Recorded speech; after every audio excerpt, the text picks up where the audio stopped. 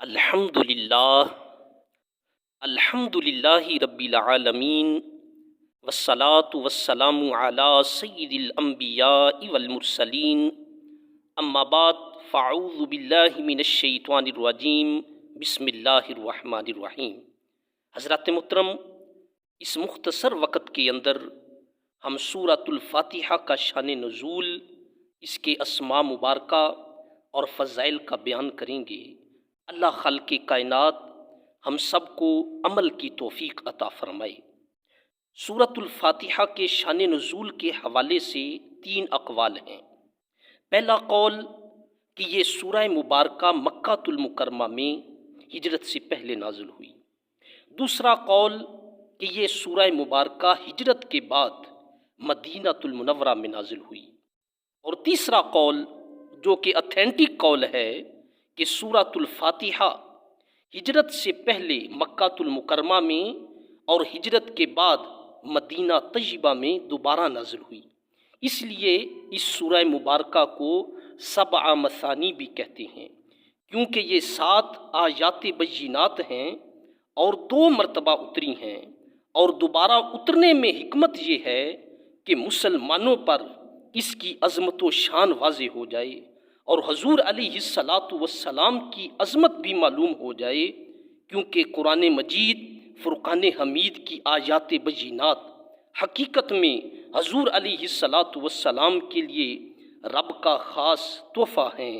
اور سب سے بڑا معجزہ جو حضور پاک صلی اللہ علیہ وآلہ وسلم کو عطا کیا گیا ہے وہ قرآن مجید فرقان حمید ہے۔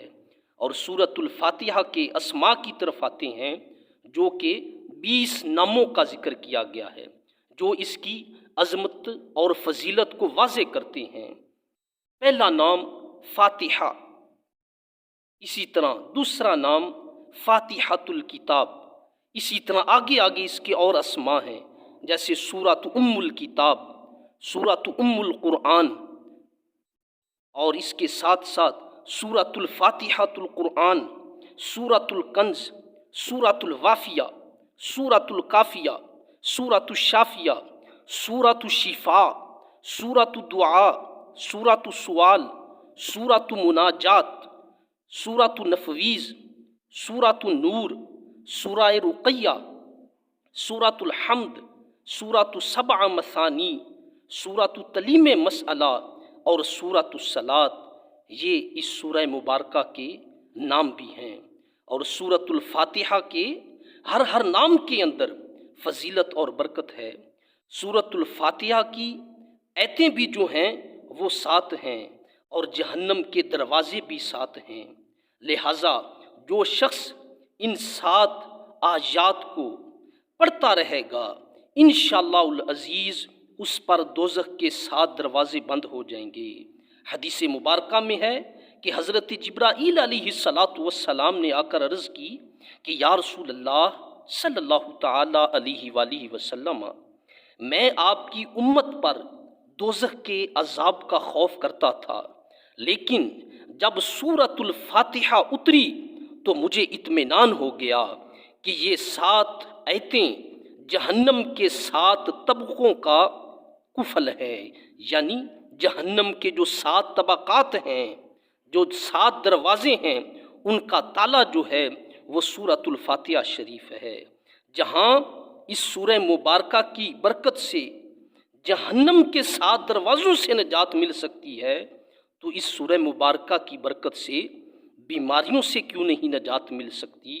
اس سورہ مبارکہ میں پریشانیوں سے نجات کیوں نہیں مل سکتی؟ یہ سورۃ الشفاء ہے۔ ایک مرتبہ ایک فرشتے نے آسمان سے نازل ہو کر بارگاہ نبوت میں عرض کی، یا رسول اللہ صلی اللہ علیہ وآلہ وسلم، آپ کو 2 نور ایسے ملے ہیں جو اللہ تعالیٰ نے کسی نبی کو نہیں عطا فرمائے۔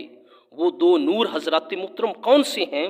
اس فرشتے نے کہا، ایک سورۃ الفاتحہ اور دوسرا نور سورۃ البقرہ کی آخری آیات بینات۔ یہ حدیث مبارکہ مسلم شریف کے اندر ہے۔ جب سورۃ الفاتحہ کو پڑھتے ہی جس کی ابتدا الحمدللہ رب العالمین سے ہوتی ہے، اس کے اندر بھی حکمت ہے۔ اور حکمت کیا ہے، اس کی وجہ کیا ہے؟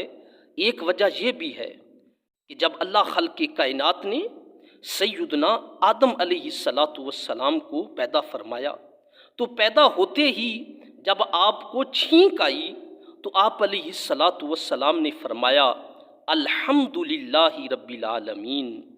اس لیے ہمیں بھی حکم ہے کہ چھینک آئے اس وقت ہمیں یہ پڑھنا چاہیے الحمدللہ رب العالمین، اور اگر کوئی ساتھ سننے والا ہو تو اس کا جواب دینا چاہیے اس کو یرحمک اللہ۔